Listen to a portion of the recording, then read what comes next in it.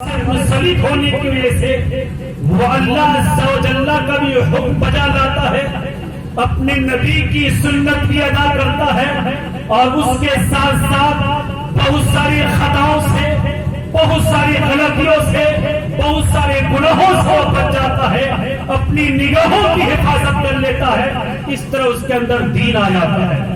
حضرات، آدھا دین آ گیا، اور آدھا دین کیسے آئے؟ تو آقا ارشاد فرماتے ہیں فَلْيَتَّقِ اللَّهَ نِصْفَ الْبَاقِي، باقی اور آدھا دین اپنے اندر لانا چاہتا ہے تو اس کے لیے صورت یہ ہوگی کہ اللہ کا خوف وسائے رہے۔ اس کا نتیجہ یہ ہوگا کہ زندگی کے ہر سانس میں، زندگی کے ہر قدم میں اللہ اس کے رسول کے حکموں کی بجاوری کرے گا، گناہوں سے وہ دور رہے گا۔ تو اللہ کے نبی فرماتے ہیں کہ نکاح کے بعد پھر اپنے دل میں خوف خدا بسائے رہے۔ اور اس کی تائید بھی ایک دوسری حدیث شریف سے ہوتی ہے، چنانچہ بخاری شریف، مسلم شریف کے حوالے سے مشکاۃ شریف میں ہے، حضرت سیدنا عبداللہ ابن مسعود رضی اللہ تعالی عنہ فرماتے ہیں کہ پیارے آقا علیہ السلام نے ارشاد فرمایا یا معاشر الشباب من استطاع منکم الباءۃ فلیتزوج، یعنی آقا ارشاد فرماتے ہیں کہ اے نوجوانوں، تم میں سے جو شخص نکاح کر سکتا ہو، یعنی نفقہ دے سکتا ہو، کھلا سکتا ہو، ضرورت کے حساب سے کپڑا دے سکتا ہو، رہنے کے لیے مکان دے سکتا ہو، اور اس کا جو مہر مقرر ہوگا اسے دے سکتا ہو، اور زوجیت کا جو خاص حق ہے اس کو نبھا سکتا ہو، تو آقا فرماتے ہیں فلیتزوج، وہ نکاح کرے، شادی کرے، فإنها أغض للبصر، کیونکہ نکاح سے نگاہیں نیچی رہیں گی، نگاہوں کی حفاظت ہو جائے گی، وَحَسَنَ لِلْفَرْجِ، اور بدکاری سے بچ جاؤ گے، گناہ عظیم مبتلا ہونے سے بچ جاؤ گے۔ اس سے شادی کا مقصد سمجھ میں آیا کہ شادی کا مقصد یہ ہے کہ ہم گناہوں سے بچ جائیں، ہمارے اندر تقویٰ آ جائے، ہمارے اندر پرہیزگاری آ جائے۔ اب اگر کوئی شخص نکاح کے بعد بھی گناہوں سے نہیں بچ پاتا، اپنی نگاہوں کی حفاظت نہیں کر پاتا، گویا وہ اپنے نکاح کے مقصد میں کامیاب نہیں ہے۔ ذات گرامی، پیارے آقا علیہ السلام کی حدیث سے آپ کو اندازہ ہو گیا۔ اب آئیے میں مختصر طور پہ، وقت قلت دامن گیر نہیں بلکہ سامنے ہے کہ وقت بہت کم ہے، حضرات میں چند احادیث پیش کرتا ہوں۔ ایک مسئلہ ہے کہ آپ اپنے گھر کی بیٹی کا رشتہ کسی شخص سے کرنے جاتے ہیں، یا اپنے گھر کے بیٹے کا رشتہ کسی لڑکی سے کرنے جاتے ہیں، تو پہلے خوبیوں کو دیکھتے ہیں، اچھائیوں کو دیکھتے ہیں، سائیڈ سے لوگوں سے دریافت کرتے ہیں کہ اس کے اندر کیا خوبیاں ہیں، کیا خامیاں ہیں۔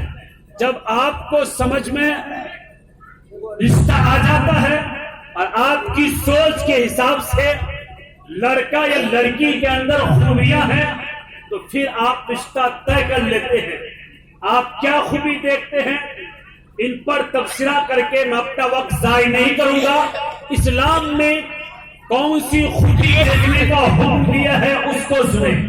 پیارے آقا علیہ السلام ارشاد فرماتے ہیں اذا خطب الیکم من ترضون دینہ وخلقہ فزوجوہ، یعنی آقا ارشاد فرماتے ہیں اپنے کلمہ پڑھنے والوں، اپنے غلاموں سے کہ جب تمہارے گھر کی لڑکی کے لیے ایسا شخص نکاح کا پیغام دے جس کے اخلاق اور جس کی دینداری سے تم مطمئن ہو، یعنی اس کے پاس اخلاق بھی ہے اور دینداری کی دولت بھی ہے، نماز روزہ کا پابند بھی ہے، غلط لت اس کے اندر نہیں ہے، تو آقا فرماتے ہیں ایسے شخص سے، ایسے نوجوان سے اپنی گھر کی بیٹی کا رشتہ کر دو۔ اس کے بعد آقا فرماتے ہیں الا تفعلوا، اگر تم نے اخلاق اور دینداری کی خوبی کو نہیں دیکھا بلکہ اور دنیاوی اعتبار سے جو ہم لوگ خوبیوں کو دیکھتے ہیں ان کو دیکھا، اخلاق اور دینداری کی خوبی کو نہیں دیکھا، تو تکن فتنۃ فی الارض وفساد عریض، تو زمین میں فتنہ برپا ہو جائے گا، لمبا چوڑا فساد برپا ہو جائے گا۔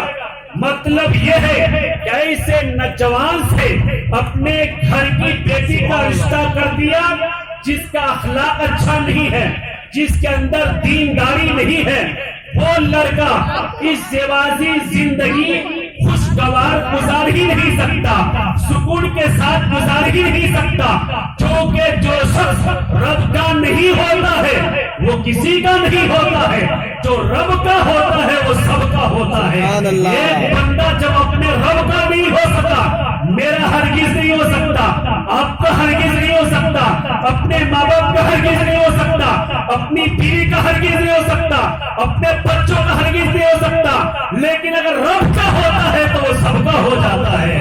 آقا نے ارشاد فرمایا رب والا شخص اگر تمہارے گھر کی لڑکی کے لیے نکاح کا پیغام دے تو اس شخص سے اپنے گھر کی بیٹی کا رشتہ کر دو۔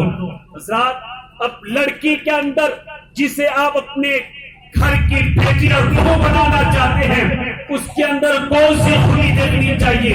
تو یہ حدیث شریف سناتے ہیں پیارے آقا علیہ الصلوۃ والسلام ارشاد فرماتے ہیں تنکح المرأة لأربع لمالها ولحسبها ولجمالها ولدینها فاصبر بذات الدین، اور کما قال علیہ الصلوۃ والسلام، آقا نے اس وقت کے سماج اور حالات کا جائزہ لیتے ہوئے ارشاد فرمایا کہ لوگ کسی خاتون کو اپنی زوجیت میں، اپنے نکاح میں 4 چیزوں کی بنیاد پر لے آتے ہیں۔ 4 چیزوں کی وجہ سے لوگ کسی خاتون سے نکاح کرتے ہیں، ان میں سے ایک چیز مال و دولت ہے۔ لڑکی خود یا لڑکی کا باپ یا بھائی دولت مند ہوتا ہے تو اس کی دولت کی طرف نظر کرتے ہوئے اس گھر کی لڑکی سے انسان رشتہ کرنے میں تیار ہوتا ہے، جو بلا ابھی عام ہے۔ اور دوسری چیز خوبصورتی ہے، تیسری چیز حسب۔ حسب کا مطلب یہ ہے کہ لڑکی کا گھرانہ عزت دار ہے، سوسائٹی میں، سماج میں اس گھرانے کی عزت کی جاتی ہے، تو عزت دار گھرانے کی لڑکی سے انسان رشتہ کرنے کے لیے تیار ہو جاتا ہے۔ اور چوتھی چیز دینداری ہے۔ آقا نے فرمایا یہ 4 چیز ہے، مال و دولت، حسن و جمال، حسب، نسب اور جو ہے دینداری۔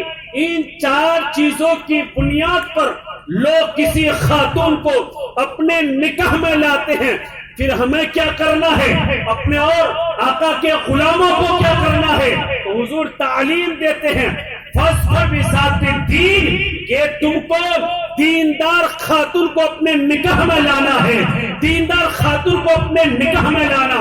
اہل علم تشریف فرما ہے حضرات، عربی میں جہاں ظفر آتا ہے اس کا معنی کامیاب ہونا ہوتا ہے۔ علماء نے اسی وجہ سے فاصبر بذات الدین کی تشریح فرمائی کہ اگر دیندار خاتون کو اپنے نکاح میں لاؤ گے تمہاری دنیا بھی سنور جائے گی، آخرت بھی سنور جائے گی۔ یہ ہے اسلام کی تعلیم۔ اب آئیے، شادی ہو گئی، شادی ہونے کے بعد ہم لوگ من چاہی ازدواجی زندگی گزارتے ہیں، جیسی ہماری طبیعت چاہتی ہے ویسی زندگی گزارتے ہیں، ہے کہ نہیں حضرات؟